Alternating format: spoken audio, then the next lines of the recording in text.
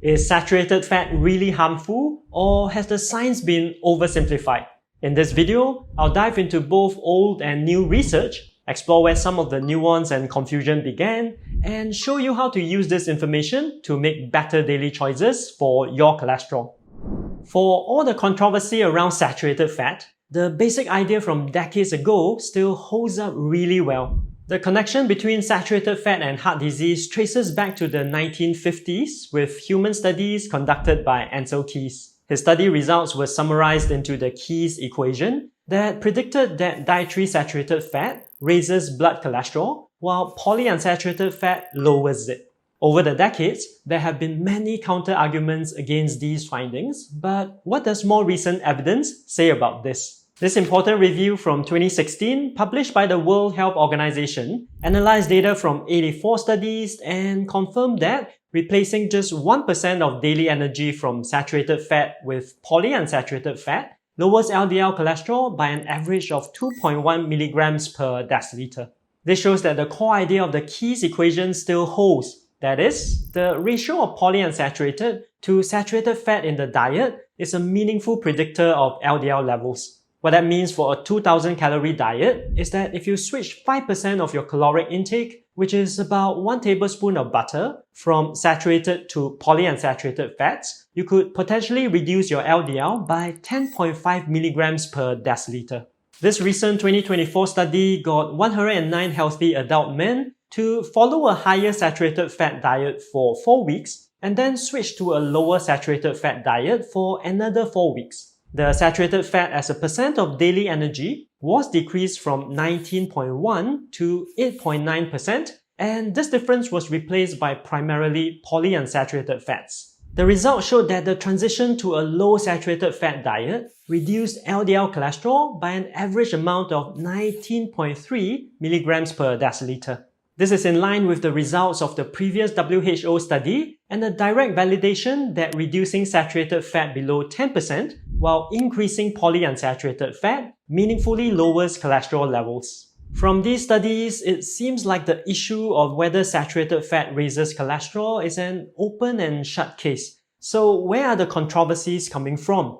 Before I go into some of the nuances on this topic, if you are enjoying this video so far, help me hit the like, share and subscribe buttons and turn on the notifications. You could also check out this other video where I explain how omega-6 in seed oils affect inflammation and heart health. Saturated fat does matter, but not all saturated fat acts the same way in the body. To understand this, let's first zoom out and look at what is a fat molecule.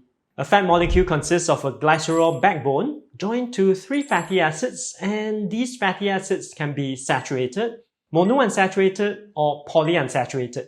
Saturated fatty acids have no double bonds, monounsaturated fatty acids have 1 double bond, and polyunsaturated fatty acids have 2 or more double bonds. So when we talk about saturated fat, we are actually referring to a group of different saturated fatty acids that differ in length, which means that they contain different numbers of carbon atoms. Some are short-chain fatty acids with 2 to 4 carbons. These are mainly produced by our good gut bacteria and are linked to many beneficial health outcomes. Some are medium-chain fatty acids with 6 to 10 carbons, and these are also generally considered beneficial. But when we talk about saturated fat in relation to cholesterol and heart disease, we are mainly referring to the long-chain saturated fatty acids. These include lauric acid with 12 carbons, myristic acid with 14, palmitic acid with 16, and stearic acid with 18 carbons. And these are the main saturated fatty acids that we obtain from our diet. Not all of these saturated fatty acids have the same effect on LDL and heart disease risk. In a WHO study, when 1% of daily caloric intake from carbohydrates was replaced by individual fatty acids, LDL increased by 0.7 milligrams per deciliter for lauric acid, by 1.7 for myristic acid, and by 1.4 for palmitic acid, while for stearic acid, no significant association was found. These results suggest that lauric, myristic, and palmitic acids may be the main saturated fatty acids that raise cholesterol, while stearic acid might have a lesser effect. Beyond chain length, the food matrix in which the saturated fatty acid is packaged also appears to influence its effect on cholesterol. For example, cheese and butter have similar saturated fatty acid content, but they have different effects on LDL. This meta-analysis found that compared to butter, hard cheeses lowered LDL cholesterol by 8.5 milligrams per deciliter. On the other hand, results comparing milk to cheese did not yield significantly different results. This is in line with the general consensus that the food matrix of milk and cheese, primarily their calcium and milk fat globules, work similarly to temper the effects of their saturated fat content on LDL cholesterol. That said, in nutrition, the important question to always ask is compared to what? Even though cheese and milk may be more beneficial compared to butter for cholesterol and heart health, there may be even better options to further lower your heart disease risk. For example, when full-fat cheese was compared to modified cheese enriched with polyunsaturated fat, modified cheese lowered LDL further. And when full-fat milk is swapped for soy milk, LDL can also be further reduced. All this is in line with the overarching premise that increasing the ratio of polyunsaturated to saturated fat intake lowers your cholesterol. So, how should you think about saturated fat and general fat intake in your daily routines? Before I go into that, it would be amazing if you could help me by sharing this video with someone who might be confused by whether saturated fat matters for their heart health. If saturated fat matters, the next question is, what foods should you actually eat more of?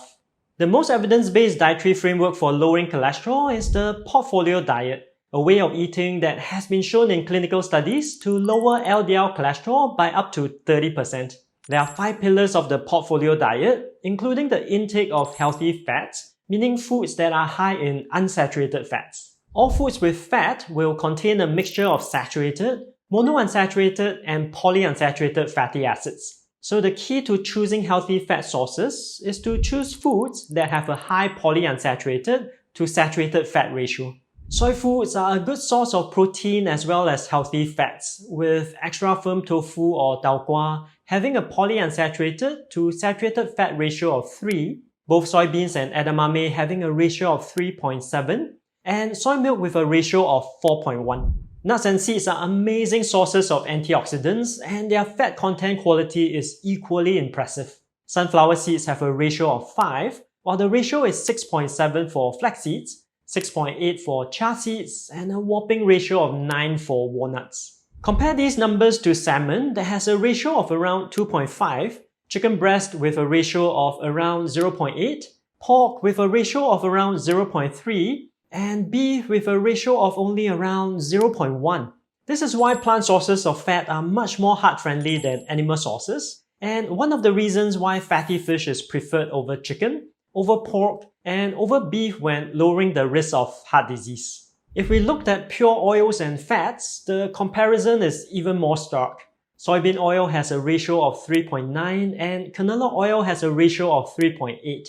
Conversely, butter has a much lower ratio of 0.06 and coconut oil is even lower at 0.02. Even dairy milk has a ratio of only 0.07. With these numbers, we can now see the added benefits from a fat perspective that each of these portfolio foods bring, in addition to their inherent benefits in lowering LDL cholesterol. Before I mention a couple more tips, cholesterol lowering and healthy aging food strategies like this are what I help my clients with in my private practice. If you've been struggling with high cholesterol and would also like some help on improving your heart health, click on the link in the description and sign up for a free strategy session. With these ratios, one easy way to think about healthy fats is to increase your intake of plant sources of fat by doing a few basic swaps. Use soy milk in place of dairy milk, replace animal protein with plant proteins such as soy foods, and use non-tropical plant-based oils in place of butter and tropical oils. Also, avoid ultra-processed cookies, pastries, and surprisingly, even some protein bars. If the product uses palm oil, which is a tropical oil high in saturated fat, they might have polyunsaturated to saturated fat ratios below 1 and may not be great for your cholesterol, among other negative health effects. Did you learn something in this video that surprised you? Let me know in the comments. In the meantime, check out these other videos where I explain how you could use various foods to reduce your risk of cardiovascular disease. See you in the next one.